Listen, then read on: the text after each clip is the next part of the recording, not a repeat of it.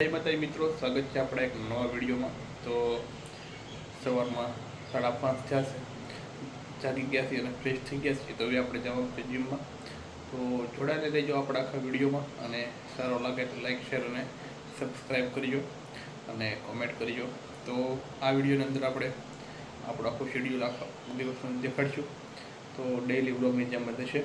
તો નક્કી નહીં ક્યારે આપણે એડિટ કરીને મૂકીએ, આજે ઉતારી તો છીએ પણ ક્યારે એડિટ કરીને મૂકીએ નક્કી નહીં, કેમ કે ટાઈમ હશે ત્યારે મૂકી દઈશું। તો જઈએ પહેલાં આપણે જીમમાં। તો આગળ આપણે કોન્સ્ટેબલના કટ ઓફની વાત કરવાની છે। ઘણા મિત્રો કહેતા હતા કટ ઓફ, તો આપણે વાત કરશું કે કેટલું રહેશે આપણા અંદાજ પ્રમાણે। તો પહેલાં હાલ જઈએ જીમમાં। પહોંચી ગયા છીએ આપણે, તો હવે ઉપર જઈએ। મજા આવે છે, જ્યારનું જીમ જોઈન કર્યું છે ને ત્યારનું ડિસિપ્લિન આવી ગઈ। સવારે વહેલા ઊભું થવાઈ જાય છે, અને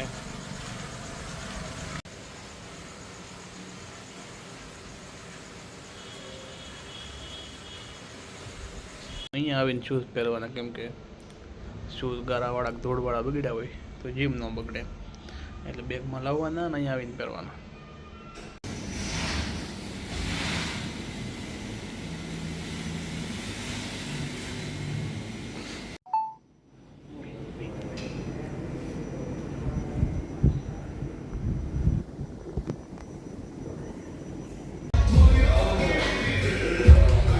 જો ભાઈ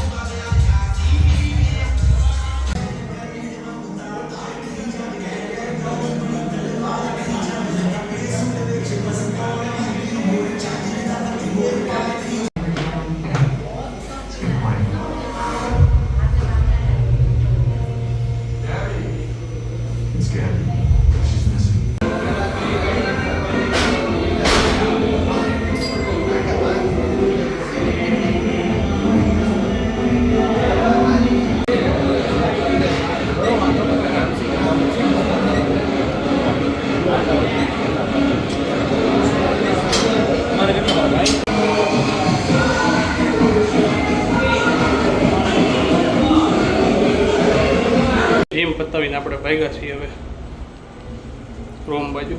ફ્રેશ થઈને જઈશું હવે લાઇબ્રેરી।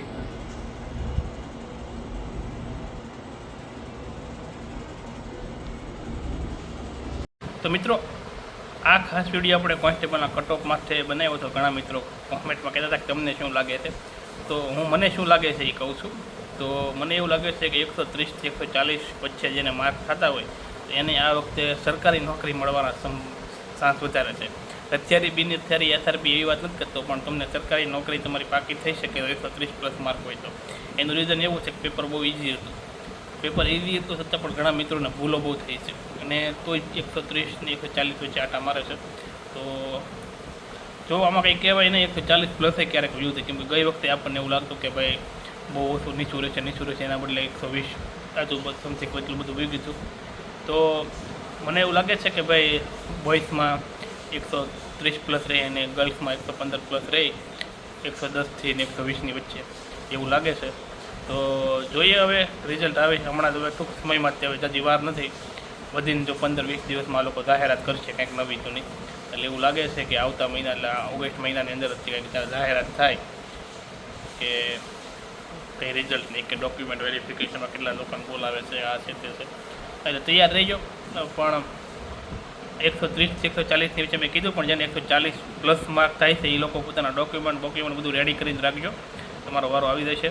અને હવે CCAની એક્ઝામની જાજી વાર નથી, 1 મહિનાની વાર છે, વધીને 1 મહિનો એટલે સપ્ટેમ્બરમાં તો આપવાના છે લોકો સીસી, એટલે સીબીઆરટી પ્રમાણે છે, એટલે 7 દિવસમાં એક્ઝામ પૂરી કરી દેશે. એટલે એક પાળીની અંદર 24,000 વિદ્યાર્થીઓને બેહાડ છે, એમ કુલ આખા દિવસમાં 70,000 વિદ્યાર્થીઓની એક્ઝામ લેશે. એટલે અઠવાડિયાની અંદર એક્ઝામ પૂરી થઈ જાય સીસીની, તરત જ એક્ઝામ પૂરી થાય એટલે એકાદ મહિનાની ગેપની અંદર એ ગ્રુપની મેન્સ આવશે, પછી બી ગ્રુપની મેન્સ આવશે. તો એમાં પણ હવે રિવિઝનનો સમય છે, તો તમારું બધું પૂરું થઈ ગયું છે, રિવિઝન કરો, મોક ટેસ્ટ જેમ બને વધારે આપો, તમને ખબર પડે તમારો કયો સબ્જેક્ટ ફિક્સ છે એમ.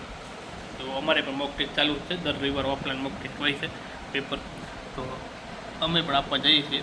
માર્ક આવે છે 80, 90, 80, 90, 150માંથી.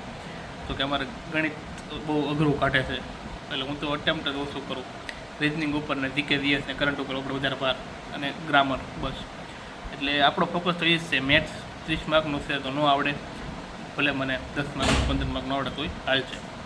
તો આવું હતું આપણો આખા દિવસ. તો લાઈક કરજો, શેર કરજો, સબસ્ક્રાઈબ કરજો. હવે આપણે થાય છે મોડું લાઇબ્રેરી જવા માટે, તો હવે લાઇબ્રેરી જઈએ છીએ. તો બનાવશું પાછો મોટો વિડીયો થોડાક દિવસો પછી થોડોક મોટો વિડીયો બનાવીશું. અને અત્યારે હાલ સમય નથી આપણી પાસે, કેમ કે આપણે ઘણું બધું વાંચવાનું બાકી છે. તો આ વિડીયોનો અહીંયા પૂરો કરીએ છીએ. હવે વાગ્યા છે 9, તો આપણે ત્યાં લાઇબ્રેરી. લાઈક કરજો, શેર કરજો, સબસ્ક્રાઈબ કરજો. જય માતાજી, જય મંગલમાં, જય દ્વારકાધીશ.